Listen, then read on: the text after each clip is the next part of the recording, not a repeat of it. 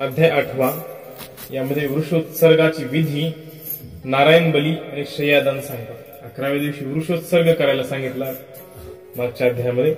11व्या दिवशी वृषोत्सर्ग म्हणजे काय ते या अध्यायामध्ये सांगतात।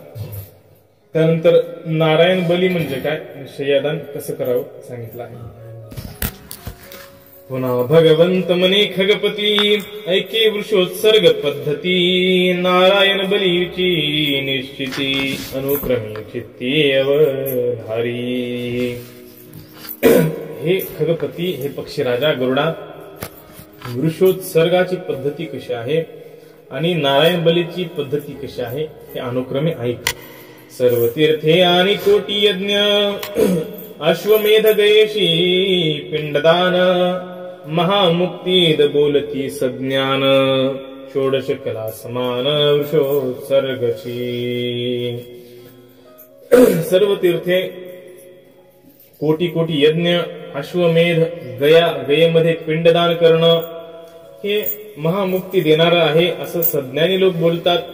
परंतु यांची षोडश कला, 16वी कला वृषोत्सर्ग हे सुद्धा म्हटलं गेलं आहे। तस्मात एकादश दिवसी बोलावनी वैदिक ब्राह्मणांसी, त्यांची आज्ञा घेऊन वृषोत्सर्गासी विधानेसी पैकीजे। म्हणून 11व्या दिवशी वैदिक ब्राह्मण जे आहेत त्या वैदिक ब्राह्मणांना ब्राह्मण जरी बोलविला तरी पहा त्याला शेंडी आहे का, बिना शेंडीचा ब्राह्मण बोलवू नका, बिना जानव्याचा ब्राह्मण बोलवू नका, वैदिक ब्राह्मण बोलवा आणि त्याची आज्ञा घेऊन वृषोत्सर्गाचं विधान कसं आहे ते पहा। द्विवर्षाधिक असावा वत्स आणि रक्तवर्ण असावा त्यास, उष्टांगी असावा विशेष पाहोनी सरसना वातो। 2 वर्षाचा वत्स वासरू असावं आणि लाल रंगाचं ते वासरू असावं, धष्टपुष्ट असं वासरू असावं। 4 वर्ष पर्यंत वत्स संज्ञाशास्त्री असे विशेष, 1 वर्षाचाही असल्यास वृषोत्सर्गास योग्य तो। 4 वर्षापर्यंतचा जो वासरू आहे 4 वर्षापर्यंत तेही चालतं, 1 वर्षाच्या पुढचंही चालतं। उभयतांची माता जिवंत असल्या उत्तम पूजा यथोक्त, वस्त्राभरण संयुक्त करावे निश्चित भाग्यवंते। ते त्या दोघांची माता जिवंत असेल तर त्या मातांचं, त्या गायींचं यथाविधी पूजन करावं, वस्त्र आभरण अलंकार इत्यादींनी पूजन करावं। आचार्य करावा शास्त्रवेत्ता, अवदार्य प्रायश्चित्त विधानता, दशमे हनी स्नान विधानता, ग्रामात सर्वथा करू नये। सांगतात की आचार्य जो आहे यज्ञ करणारा तो शास्त्रवेत्ता, शास्त्र जाणणारा करावा आणि प्रायश्चित्त विधान त्याला माहित असलेला करावा। 10व्या दिवशी स्नान विधी करावी, परंतु ती सगळी विधी गावात करू नये। ग्रामाबाहेर करून स्नान, टाकावे श्मश्रू नख वस्त्र जान, सपिंड जे असती लहान त्यांची वपन कृताकृत। गावाच्या बाहेर स्नान करावं, तिथेच केस वपन, दाढी वगैरे सगळं तिथं काळ केस काढून टाकावेत, नखही काढावेत, वस्त्रही तिथं टाकून द्यावेत। जे लहान असतील, सपिंड लहान असतील त्यांना वपन करणं हे कृत्याकृत्य आहे। वपन करणं काही एवढं महत्वाचं नाही लहानांचं। माता आणि पितर स्त्रीने मेल्या व्रतार, प्रथमादी विषमदिनी समग्र वपन प्रकार निजेच्छया। स्त्रीसाठी सांगितलं, स्त्रीचे माता पिता मरण पावले किंवा स्त्रीचा पती जर मरण पावला तर वपन जे करायचे, केस काढायचे ते पहिल्या दिवसाच्या 1, 3, 5, 7, 9, 11 अशा विषम दिवसामध्ये काढावेत। ते निजेच्छया, तिची इच्छा असेल तर काढावेत। गृहशुद्धी, पात्रशुद्धी आणि करोनी वस्त्रशुद्धी, सर्व सामुग्री करुणी आधी 7 पंचावधी ब्राह्मण। घराची शुद्धी करावी, पात्रांची शुद्धी करावी, वस्त्रांची शुद्धी करावी आणि सगळी सामग्री गोळा करून 7 किंवा 5 ब्राह्मण बोलावे अथवा बोलावून 4 मुद्रिका कुंडल वस्त्रे समग्र गंध चंदन माल्यादी प्रकार तांबूल परिकरे पूजे. 7 ब्राह्मण बोलवावे किंवा 5 बोलवावे किंवा 4 बोलवावे आणि त्यांना मुद्रिका द्याव्यात, कुंडल द्यावीत, वस्त्र द्यावीत, गंध द्यावा, चंदन द्यावा, माळा द्याव्यात आणि तांबूल द्यावं त्यांना आणि पूजा करावी त्यांची. और ही कप्रेत कर्म सकळ ब्राह्मण हस्ते करिता निर्मळ दुष्ट मृत्यू जाहल्या होता वेळ नदे नारायण बळी की जे. मृत्यूनंतरचे प्रेतकर्म ब्राह्मणाच्या हाताने करावेत. निर्मळ अशा ब्राह्मणाच्या हाताने प्रेतकर्म करावे. आणि दुष्ट मृत्यू झालेला असेल, अचानक मृत्यू झालेला असेल, अपघातामध्ये ऍक्सिडेंट मध्ये मृत्यू जर झालेला असेल तर नारायण बळी नावाचा जो विधी आहे तो करावा. प्रेताच्या मुक्ती कारणे गरुडा नारायण बली जाणे ब्रह्मा विष्णू शिवा कारणे यम प्रेत नामाने करावा. त्या प्रेताच्या मुक्तीसाठी हे गरुडा ब्रह्मा विष्णू भगवान शिवांसाठी प्रेताच्या नावाने नारायण बली करावा.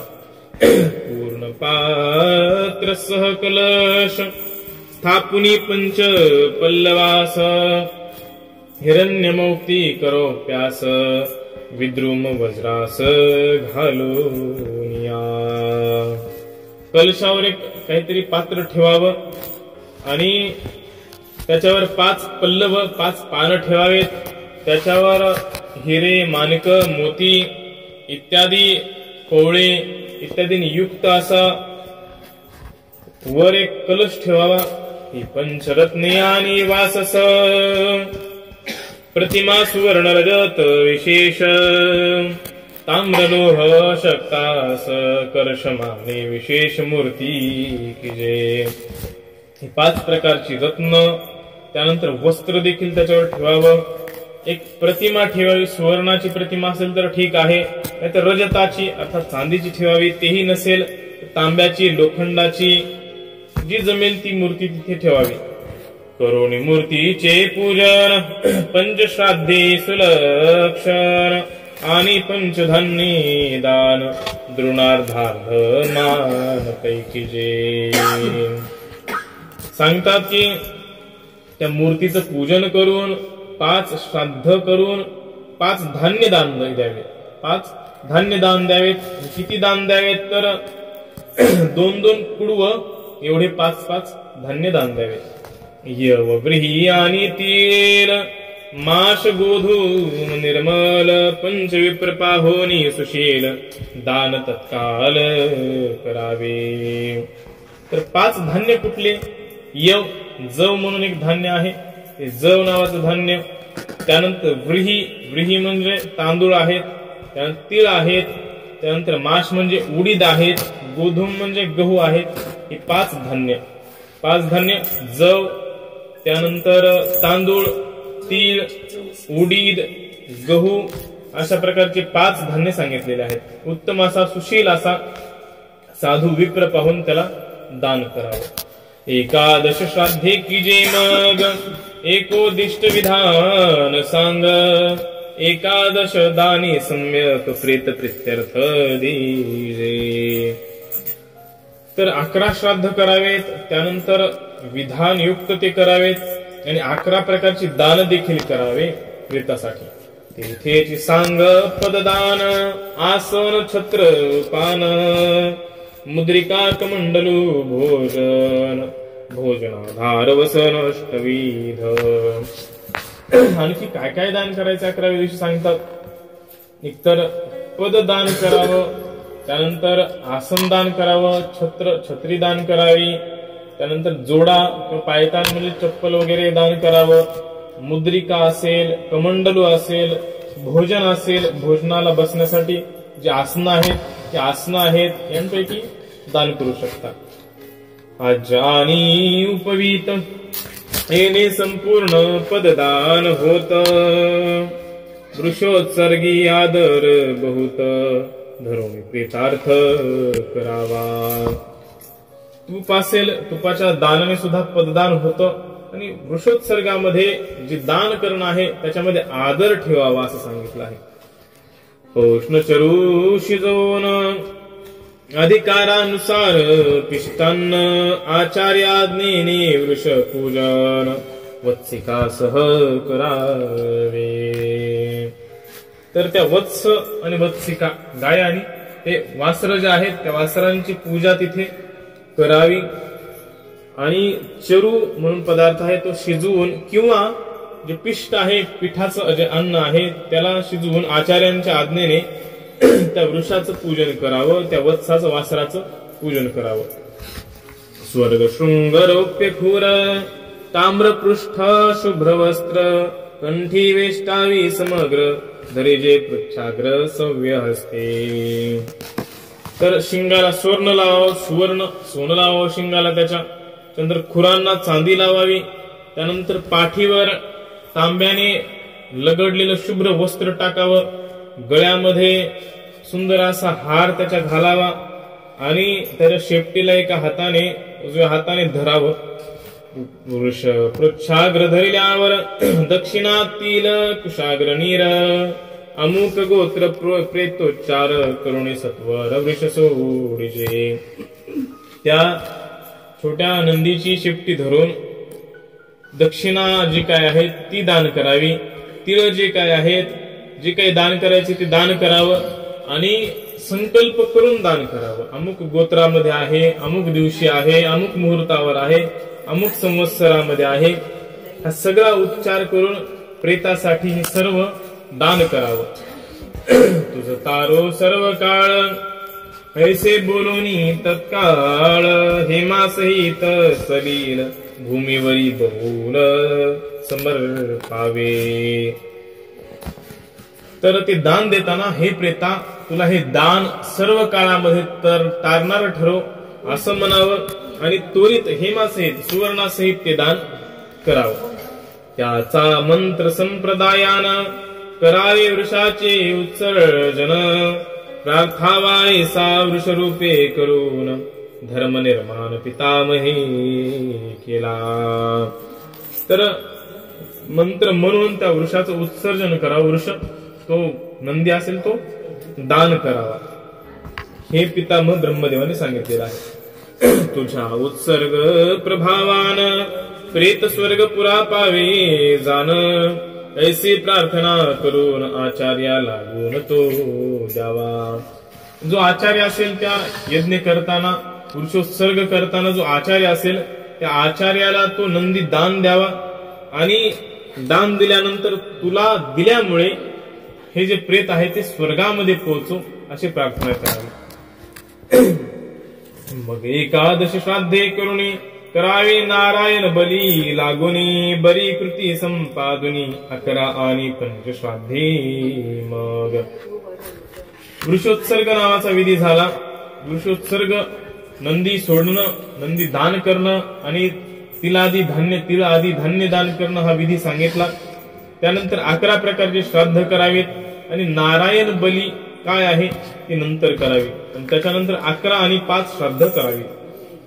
ऐसे श्राद्धे केल्यावरी वृषोत्सर्ग तदनंतरी ऐसे ही मतशास्त्रांतरी सुविचारी बोलियले. काही शास्त्रांमध्ये आधी वृषोत्सर्ग, आधी नंदी दान करणं, आधी जे काही दान करायचं ते करायचं, नंतर श्राद्ध करायचं असं सांगितलंय. काही शास्त्रांमध्ये याच्या विरुद्ध सांगितलंय, उलट सांगितलंय की आधी श्राद्ध करावं आणि नंतर जे दान करायचे ते करावं. प्रथम श्राद्धी ब्राह्मणांचे पूजन सर्वाभरणी वस्त्रे करून वाहनादी संपदा धन प्रिय वस्तू अर्पण कराव्या. पहिल्या श्राद्धाच्या वेळी ब्राह्मणांचं पूजन करावं आणि वस्त्रदान करावेत. सर्व अलंकारयुक्त वस्त्रदान करावेत. वाहना पायामधल्या जोडे वगैरे दान करावेत. संपदा धन जे काही प्रिय वस्तू असतील त्या दान कराव्यात ब्राह्मणांना. ब्राह्मणांशी दिदल्या भक्तियुक्त शय्या उपस्कारांसहित काष्ठाची करोनी दृढीभूत खगश्रेष्ठा देता प्रेत सुखावे. ब्राह्मणासी साधूंना शय्या दान करावी, म्हणजे पलंग वगैरे असतील ते दान करावे। रम्य दंत पत्र रचित हेमपृष्ठी अलंकृत हंसतुली अन्नयुक्त उशी पांघरून तयावरी। तो पलंग आहे तो कसा असावा ते सांगितलं आहे। हस्तिदंतांनी युक्त असावा, जर शक्य असेल तर हस्तिदंतांनी युक्त तो पलंग करावा। जर शक्य असेल तर त्याच्यावर उशी ठेवावी, उशी हंसाच्या पंखांची असावी आणि त्याच्यामध्ये सुवर्ण लगडलेलं अशी उशी आणि पांघरून असावं। आणि काही वस्त्रयुक्त गंध पुष्पादी वासित शीर्षस्थानी कलश जलयुक्त तांबूलयुक्त करोणी अर्पावी। आणि काही वस्त्र दान करावेत, सुगंधी जे पुष्प आहेत तेही त्यामध्ये टाकावेत। टाकत असताना जलयुक्त कलश त्याच्यामध्ये ठेवावा आणि तांबूलयुक्त करून अर्पण करावा, अर्थात पानं वगैरे त्याच्यामध्ये ठेवून अर्पण करावा। कुंकुम कर्पूरागरू चंदन दीपिका छत्र उपान जान चामरासन भाज पार्श्वभागी जाणायची सर्व। आणखी काय काय दान करावं तर दान करत असताना कुंकुम, कापूर आहे, अगरू नावाचं सुगंधी द्रव्य आहे, चंदन आहे, समय आहे, छत्र अर्थात छत्री आहे, वाहना जोडे वगैरे आहेत, चपला वगैरे आहेत, आसन आहे इत्यादी भाग त्या ठिकाणी ठेवावेत देत असताना, दान करताना। ठेवोनी सप्तधान्य भरीत पात्र ठेवावे यथोचित शृंगार सारिका पूग पात्र कंकत तांबूल साहित्य सर्व सारे। ते ब्राह्मणाला किंवा साधूंना दान करत असताना 7 धान्यांनी युक्त असं ते असावं आणि त्याच्यानंतर पान सुपारीचं भांड देखील तिथे द्यावं, दागिन्यांची एक पेटी द्यावी, फणी द्यावी, सोंगट्या वगैरे असतील, आरशे असतील, फुलं असतील, ते सगळे ते दान करावे। पादुकाक्ष क्रीडादर्श फळे कुसुमे वितान सुरस सरस वस्त्रे भूषणे औषधास प्रेतोद्देशे समर्पावे। आणखी पादुका तर सांगितल्या, अक्ष क्रीडा म्हणजे सोंगट्या, आदर्श सोंगट्या अशा द्याव्यात। आदर्शाचा अर्थ आरसा असा सुद्धा आहे, आरसाही दान करावा। फळं द्यावीत, फुलं द्यावीत, त्यानंतर छत द्यावं अर्थात छत्रीच परत सांगितलेली आहे, वस्त्र द्यावीत आणि भूषण अलंकार देखील दान करावे। जे जे पदार्थ येथे द्यावे ते ते प्राप्त व्हावे, म्हणून गरुडा मानवे सपत्नीक द्विजासी पूजोनी। म्हणून दोन्ही दंपतींनी पती पत्नींनी मिळून हे सगळं दान करायचे। जे जे इथं आपण याला देतो आहोत ते तिथे त्याला प्राप्त होईल या भावनेने दान करावं। वस्त्र अलंकारे करावा पूजित उदंग मुख शुचिर्भूत दाता प्रांगमुख श्रद्धायुक्त बैसोनी जाण खरेंद्रा। तर खगेंद्र शब्द आहे, खगेंद्र अर्थात हे पक्षी राजा, हे गरुडा। दान करत असताना, वस्त्र दान करत असताना उत्तरेकडे मुख त्याचं असावं ज्याला दान द्यायचंय, आणि ज्याने दान द्यायचंय जो दाता आहे त्याचं पूर्वेकडे मुख असावं आणि श्रद्धायुक्त अंतःकरणाने दान करावं। लक्ष्मी नारायणाची मूर्ती करून सुवर्णमयी तल्पी स्थापून सर्वोपचारे पूजा करून मंत्र पावन ऐसा म्हणावा। लक्ष्मीनारायणांची मूर्ती करावी, सुवर्णमय आसनावर त्याला ठेवावं, सर्वोपचार षोडशोपचार पूजा करावी आणि अशा प्रकारे मंत्र म्हणावा। कसा मंत्र म्हणावा सांगितला, यथान कृष्ण शयनम शून्यम सागर जातया शय्या ममाप्य शून्यास्तु तथा जन्मनी जन्मनी लक्ष्मी सह सर्वेशा निद्रा तू करी जगन्निवासा माझी ही शय्या सर्वेशा शून्य सर्वथा नसावी। हे जगन्निवास भगवान विष्णू, लक्ष्मी सह तुम्ही या पलंगावर, या आसनावर तुम्ही शय्या करावी आणि हे आसन कधीच शून्य नसावं, कधीच रिकाम नसावं। हे सर्व घडो तव प्रसादान मग करावे साष्टांग नमन, मग विसर्जावा ब्राह्मण, सुख शय्या दान ऐशा परी. मग हे नारायणा, हे जगन्निवास भगवान विष्णू, हे तुमच्या प्रसादानं सगळं घडावं म्हणून मी तुम्हाला साष्टांग नमस्कार करतो. असं म्हणून नमस्कार करून ब्राह्मणाला सुख शय्यादान दिल्यानंतर, हे सगळं दान दिल्यानंतर नमस्कार करावा आणि त्याला पाठवून द्यावं. विशेष प्रेत शय्येचा विधी, गरुडा ऐके एक बुद्धी, प्रेतमूर्ती जांबू नदी, शय्ये सहित पूजावी. तर सांगितलं की प्रेत शय्येची विधी गरुडाला सांगतात. हे एकबुद्धी असणाऱ्या गरुडा, ती शय्या कशी पूजावी, तर सुवर्णाची नदी शय्येसहित पूजावी. ती प्रेत मूर्ती, जी मूर्ती केलेली आहे त्या मूर्तीपाशी जे सुवर्ण आहे त्याला नदी समजून शय्येसहित पूजन त्याचं करावं. जी दान दिलेली शय्या आहे त्या दान दिलेल्या शय्येचं हे पूजन तिथे करावं. मंत्र बोलावा पूर्व प्रमाण, उह करावा प्रेत नामान, बोत दक्षिणा करावी अर्पण, कर्म संपूर्ण व्हावे म्हणून. पूर्वी जो मंत्र सांगितला तोच मंत्र पुन्हा त्या प्रेताला शय्या प्राप्त होण्यासाठी म्हणावा आणि उह करावा. उह अर्थात उच्चार करावा, प्रेताच्या नावाचा उच्चार त्या ठिकाणी करावा आणि दक्षिणा भरपूर जेवढी शक्य आहे तेवढी दक्षिणा तिथे अर्पण करावी आणि संपूर्ण कर्म इथे करावं. शय्यादानाचे महिमान किती सांगू विस्तारून, पुरंदरपुरी यमपुरी जान, सुखगमन प्राप्त त्यासी. शय्यादान 11व्या दिवशी जे करायचं आहे, पुरुषोत्सर्ग सांगितला, त्यानंतर शय्यादान सांगितलं. शय्यादानाचं महिमान किती सांगू, असं सांगतात की अमरावतीमध्ये अर्थात स्वर्गाला जर गेला असेल तर अमरावतीमध्ये तिथे शय्यादान त्याला मिळतं, शय्या झोपण्यासाठी आसन त्याला मिळतं. नाहीतर यमपुरीमध्ये असेल तर यमपुरीमध्ये देखील त्याला आसन मिळतं. जैसे गृह तैसी शय्या, अर्ध आयुष्याची कार्या, तिच्या दाने द्विजराया, विमानी बैसोनिया प्राणी जाई. जसं घर असेल तशी शय्या त्याला मिळेल. जसं तो जर स्वर्गामध्ये असेल तर त्या प्रकारची शय्या त्याला मिळेल, झोपण्यासाठी आसन मिळेल. जर तो यमपुरीमध्ये असेल तर तिथल्या प्रकारचं त्याला आसन तिथे त्याला मिळेल. आणि हे द्विजराया, हे गरुडा, तो प्राणी शेवटी विमानामध्ये बसून निघून जाईल. मग तो विमाने संचरत, आभूत संपलव जव होत, तो वरी तो पुरुष स्वर्गी वसत, जो महाविद्वान ब्राह्मण. तर सांगतात की ह्या शय्यादानाचं महत्व किती आहे. तर तो मनुष्य विमानामध्ये त्या लोकांमध्ये फिरत राहतो. स्वर्गामध्ये असेल तर स्वर्ग लोकांमध्ये विमानामध्ये फिरत राहतो. कुठपर्यंत, महाप्रलय होईपर्यंत त्या स्वर्गामध्ये फिरत राहतो.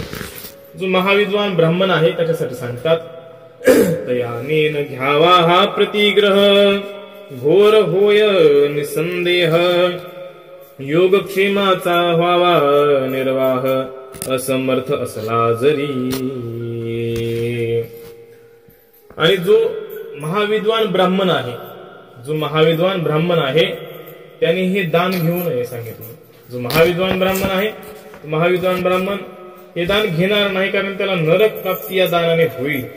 चरितार्थाचा निर्वाह जरी होत नसेल, त्याच्या असमर्थ असेल, तो खूप गरीब असेल तरी त्याने दान घेऊ नये. तरी त्याने शंकारहित प्रतिग्रह घ्यावा विधियुक्त, मग आचरोनी प्रायश्चित्त, पाप धौत हो विजय. तरी पण त्याने शंका रहित होऊन विधियुक्त हे सगळं घेतलं आणि त्यानंतर जर प्रायश्चित्त केलं तरच त्याचं पाप जातं. त्याला घेतलं आणि झालं, ते दान आपण दिलं आणि त्याला झालं असं होत नाही. त्याला त्याचं प्रायश्चित्त घ्यावं लागतं, विधियुक्त घ्यावं लागतं. से गरुडासी भगवंत अष्टमाध्यायी निरूपण करीत, सूत शौनकादिकान प्रत, विठ्ठल सूत श्रोतया मने. अशा प्रकारे जे दान करायचं, शय्यादान करायचं ते सांगितलं आणि ब्राह्मणाने ते घेऊ नये म्हणून सांगितलं. जर घ्यायचंच असेल तर त्याच्यानंतर त्याला प्रायश्चित्त करावं लागतं हे देखील सांगितलं, आणि प्रायश्चित्त केल्यानंतरच त्याचं पाप धुतल्या जातं असं सांगितलं. विठ्ठलसुत माधव अर्थात बाबाजी जे ग्रंथकार आहेत, अशा प्रकारे 8व्या अध्यायाचं निरूपण त्यांनी केलेलं आहे. इति श्री गरुड पुराणे प्रेतकल्पे गरुड नारायण संवादे शय्यादान महिमा निरूपणम नामाष्टमोऽध्यायः. श्रीकृष्णार्पणमस्तु. पुंडलीक वरदा विठ्ठल श्री ज्ञानदेव तुकाराम पंढर